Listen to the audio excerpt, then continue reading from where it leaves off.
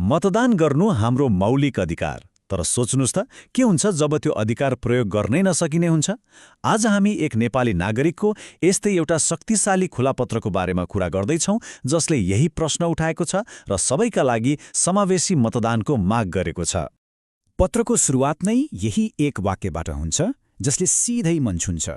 यो कुनै राजनीतिक भाषण होइन, यो एक व्यक्तिको हरेक दिनको भोगाई हो र यही भनाइले नै सिङ्गो पत्रको भावलाई समातेको छ। हो, यी शब्दहरू हुन् राजेन्द्र राणा भाटका। उहाँ 42 वर्षको हुनुभयो र जन्मजात शारीरिक अपाङ्गतासँग जुधिरहनु भएको छ। उहाँको यही परिचयले गर्दा नै पत्रमा गरिएको आग्रह अझ बढी मार्मिक र जरुरी लाग्छ। उहाँको सङ्घर्ष केवल भावनामा मात्र सीमित छैन, यो त उहाँको दैनिक वास्तविकता हो। पत्रमा उहाँले खुलेरै भन्नुभएको छ कसरी शरीर दिनदिनै कमजोर हुँदै गएको छ, कसरी टाढा हिँड्न गाह्रो हुन्छ। हामीमध्ये धेरैले सायदै सोच्ने यस्ता भौतिक बाधाहरू उहाँले हरेक दिन भोग्नुहुन्छ। अब राजेन्द्रजीको यो व्यक्तिगत कथा वास्तवमा एउटा ठूलो प्रणालीगत मुद्दाको ऐना हो। यो समस्या एक व्यक्तिको मात्रै होइन, यो त हाम्रो संविधानमा लेखिएको अधिकार र वास्तविक जीवनको अभ्यास बीचको गहिरो खाडलको कथा हो। हेर्नुस् न, एकातिर हाम्रो संविधानले हरेक नागरिकलाई समान मताधिकारको ग्यारेन्टी दिन्छ, तर अर्कोतिर अपाङ्ग मैत्री मतदान केन्द्र नै छैनन्, भौतिक संरचनाहरू उस्तै छन् अनि यातायातको समस्या। यी सबै व्यावहारिक कठिनाइहरूले गर्दा त्यो अधिकार धेरैका लागि कागजमा मात्र सीमित भएको छ।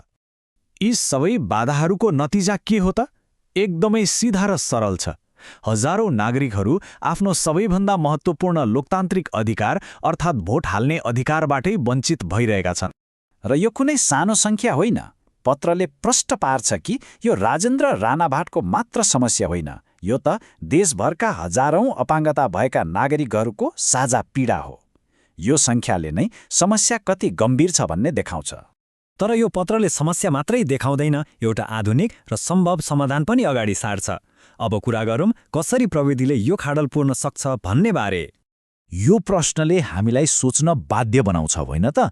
जब हाम्रो जीवनको हरेक पक्षमा प्रविधिले यति धेरै सहजता ल्याएको छ भने लोकतन्त्रको सबैभन्दा आधारभूत प्रक्रियामा चाहिँ यसको प्रयोग किन नगर्ने? पत्रमा प्रस्ताव गरिएका समाधानहरू एकदमै व्यवहारिक छन्। सोचौँ त, इन्टरनेट, एसएमएस वा अरू कुनै सुरक्षित डिजिटल माध्यमबाट भोट हाल्न सकिने भयो भने यसले मतदान केन्द्रसम्म पुग्न नसक्ने हजारौंलाई आफ्नो आवाज प्रयोग गर्ने शक्ति दिनेछ। र यो कुनै असम्भव कुरा पनि होइन। पत्रले भने जस्तै संसारका धेरै देशहरूले यस्ता डिजिटल मतदान प्रणाली सफलतापूर्वक लागू गरिसकेका छन्। यसले के प्रमाणित गर्छ भने जहाँ इच्छा हुन्छ त्यहाँ उपाय पनि हुन्छ। यो पत्र केवल एक विचार मात्र होइन, यो त एक औपचारिक र प्रत्यक्ष आह्वान हो। लेखकले सिधै सम्बन्धित निकायहरू अर्थात् निर्वाचन आयोग र नेपाल सरकारलाई नै सम्बोधन गर्नुभएको छ। पत्रमा गरिएका मागहरू एकदमै स्पष्ट छन्। पहिलो, अपाङ्गता भएकाहरूका लागि पहुँचयोग्य मतदान प्रणाली विकास गरियोस्। दोस्रो, इन्टरनेट र एसएमएस जस्ता डिजिटल विकल्पहरू लागू गरियोस्। र तेस्रो, सबै नागरिकले कुनै पनि बाधा बिना आफ्नो अधिकार प्रयोग गर्न पाउने कुरा सुनिश्चित गरियोस्। अब यो विषयको सबैभन्दा महत्त्वपूर्ण पाटोमा आउँ। यो माग केवल केही व्यक्तिहरूको सुविधाका लागि मात्र होइन, यो त लोकतन्त्रको आधारभूत सिद्धान्त अर्थात् समानतासँग जोडिएको प्रश्न हो। यो एक वाक्यले पत्रको सम्पूर्ण सारलाई समेट्छ।